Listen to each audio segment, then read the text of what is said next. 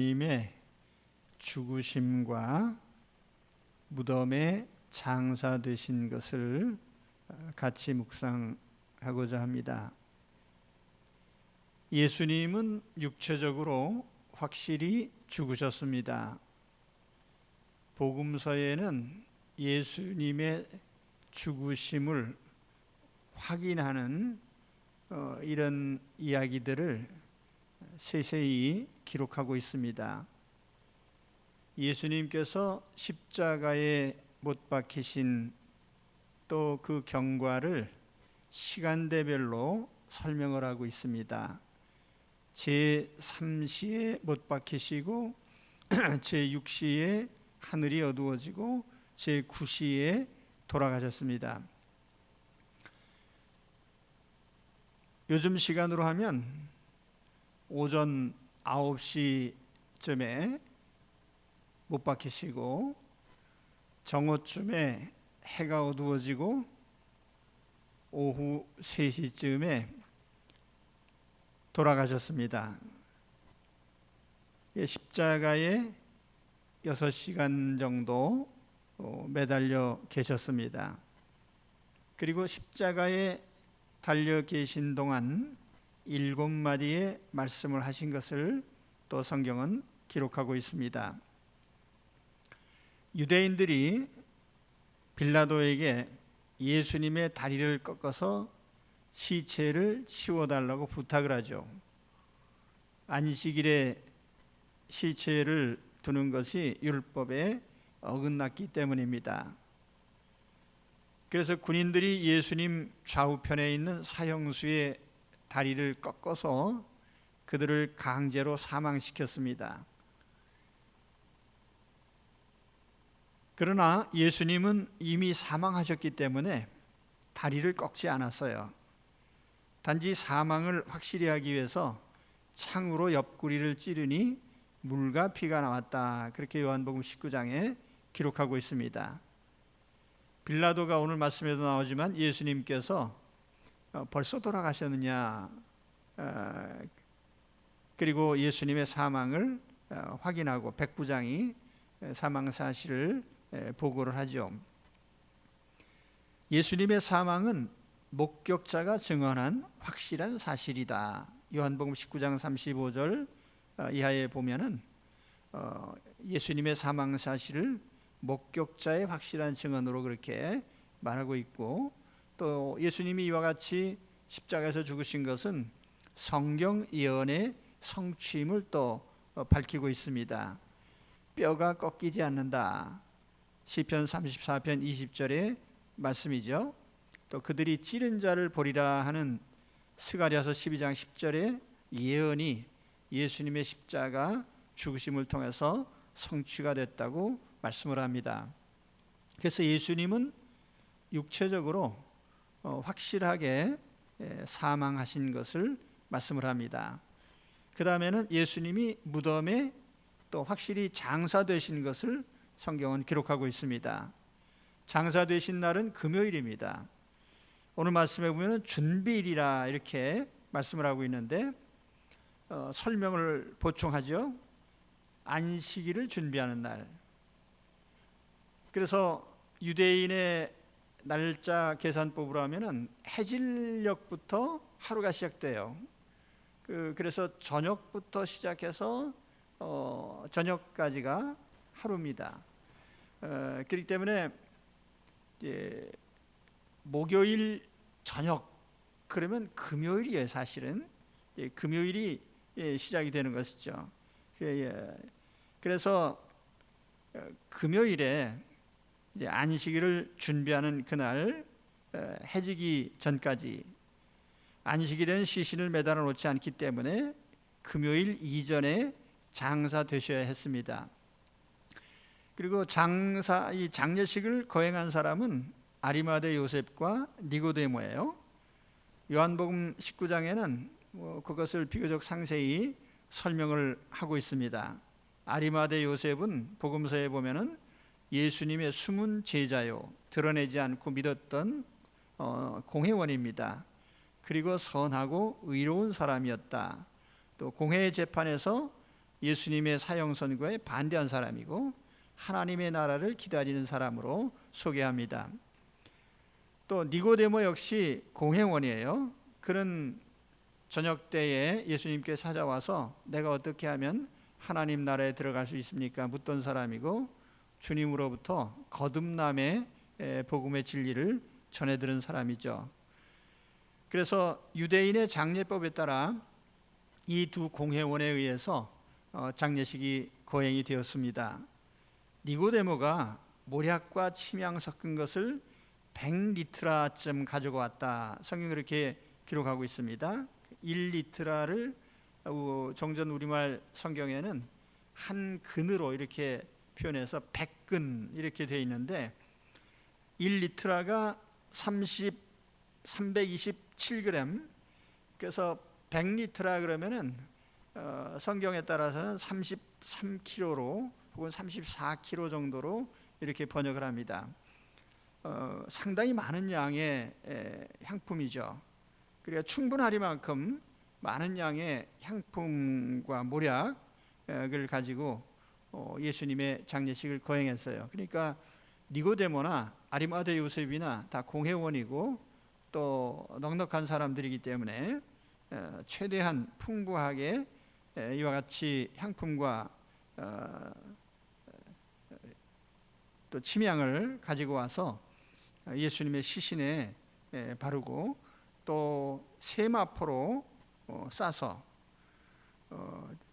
장례를 거행한 장소는 십자가에 못 박히신 그 동산 안에 있는 무덤입니다. 그런데 바위에 판 새 무덤 이렇게 성경은 말씀을 해요.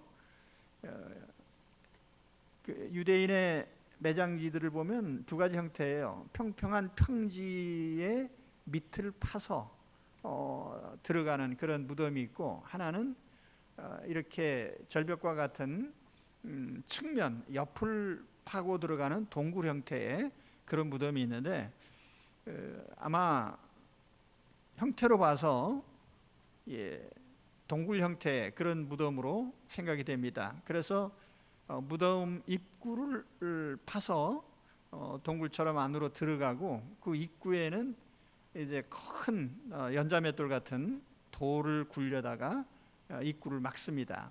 이제 그게 이제 통상 그들이 그 무덤 만드는 방법인데, 부자들은 여유가 있기 때문에 그러한 무덤을 미리 준비해서 이렇게 동굴 형태의 무덤을 보면은 동굴 입구로 들어가면 큰 방을 만들어 놓고 그 옆에 관을 넣는 또 구멍을 따로 이렇게 또 파는 그런 형태의 무덤도 있어요. 가족 형태의.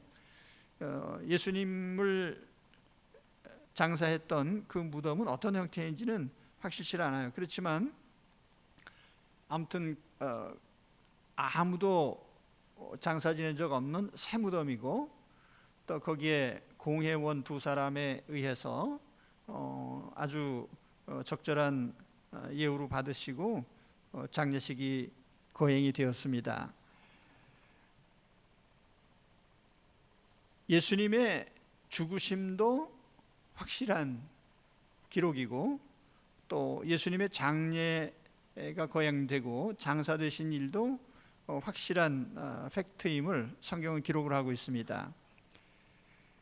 그러면 복음서 기록자들은 왜 예수님의 확실한 죽음과 확실한 장례를 강조하고 있을까? 두 가지 이유를 들 수가 있는데, 첫째는 예수님의 부활의 확실성을 알게 하기 위함이에요. 그러니까 예수님께서 뭐 가짜로 죽은 것도 아니고 뭐 기절했다 일어나는 것도 아니다. 확실히 예수님은 죽으셔서 무덤에 내려가셨다가 살아나셨다. 다시 말하면 무덤에서 시체 상태에서 다시 부활하신 것을 말씀하기 위한 것이죠. 신약 성경에 보면은 제자들이 나가서 복음을 전했는데, 신약 성경에 보면 최소한 40회 이상 사용된 문구가 있습니다.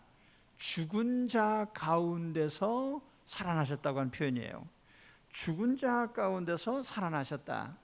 그러니까 확실히 죽으시고 그 확실한 죽음에서 또한 확실하게 살아나셨다는 점을 강조한 것이죠.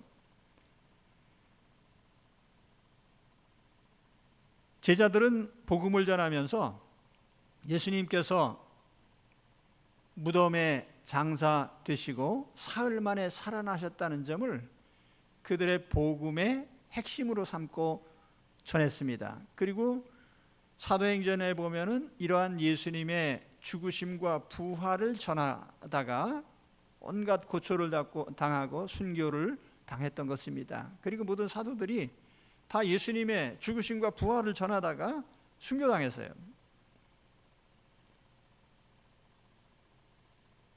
그렇기 때문에 예수님의 죽으심과 부활은 어떠한 가정적인 이야기가 아니라 일어난 사실을 목격하고 그대로 전하고 그 사실을 알려준 것입니다.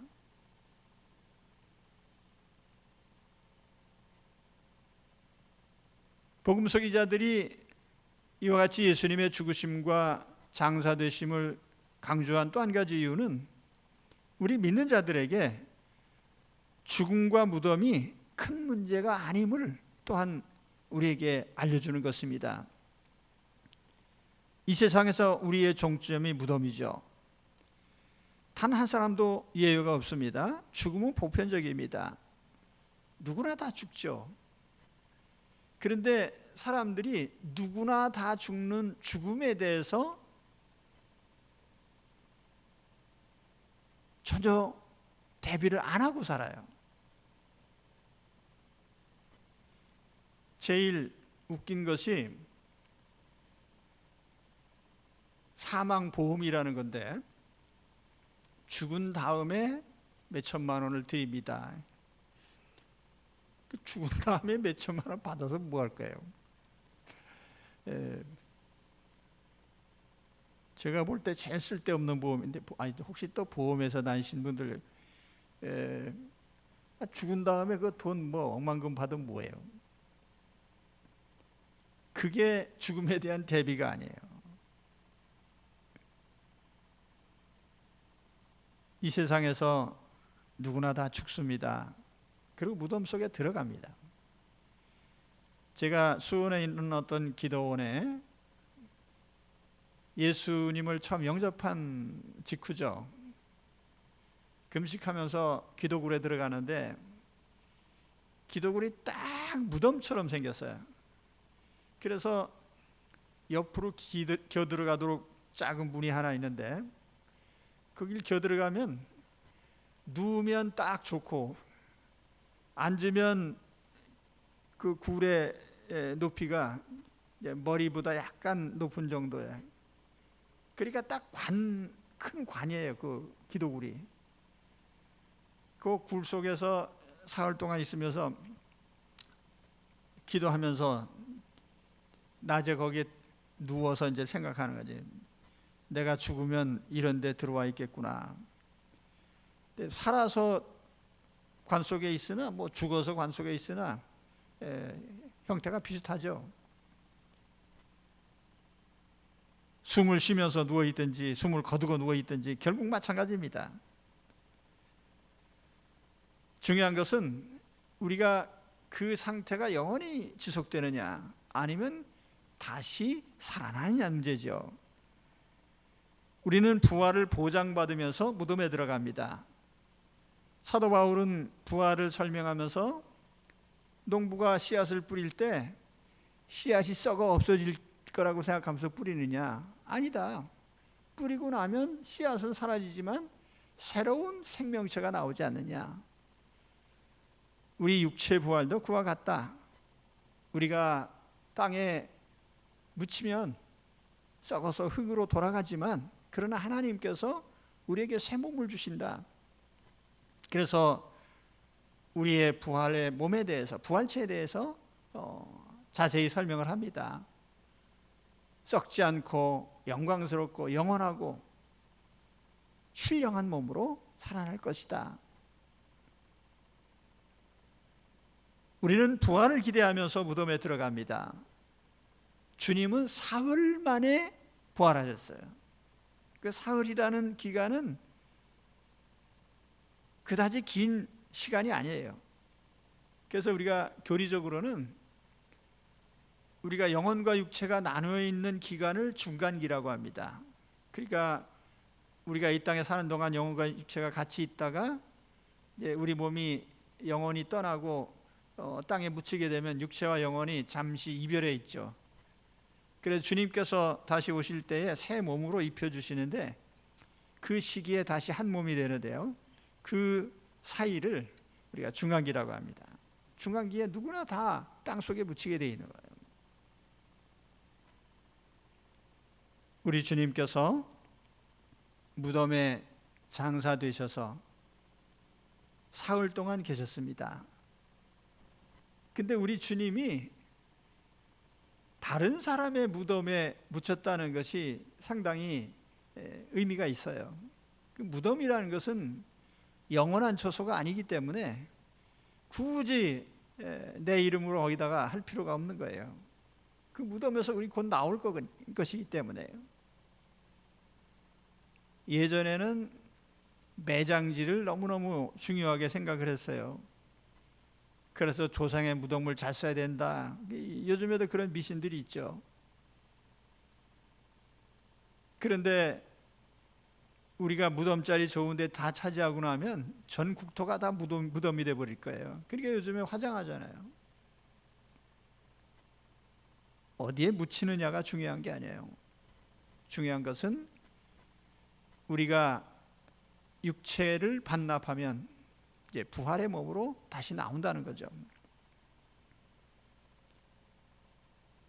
우리는 부활을 기대하면서 무덤에 들어가야 됩니다. 그리고 그걸 기쁜 마음으로 받아들이고 오히려 기대하는 마음으로 죽음을 맞이해야 되는 거죠. 오늘 나는 육체의 죽음에 대비하고 있습니까?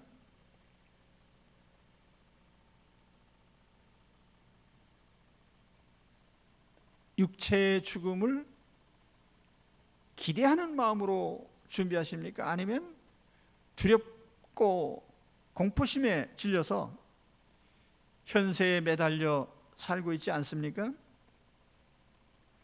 우리는 무덤에 들어갈 마음의 준비를 해야 됩니다. 로마서 6장 5절에 보면 사도 바울은 그렇게 얘기를 하죠. 우리가 예수님과 함께 죽는다면 또한 예수님과 함께 살아날 것이다. 우리가 예수님을 영접하고 주님과 함께 있습니다. 그렇기 때문에 부활하신 주님과 함께 우리 또한 새로운 몸으로 부활할 것입니다.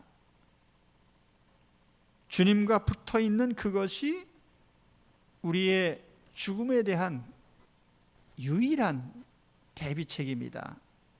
그래서 우리 주 예수 그리스도를 믿는 마음으로 주님과 함께 항상 이 땅의 삶을 사시면 됩니다. 그러면 때가 돼서 우리가 육체가 땅에 묻히는 시간이 온다 할지라도 주님과 함께 미래를 기대하는 마음으로 우리는 죽음에 임할 것입니다.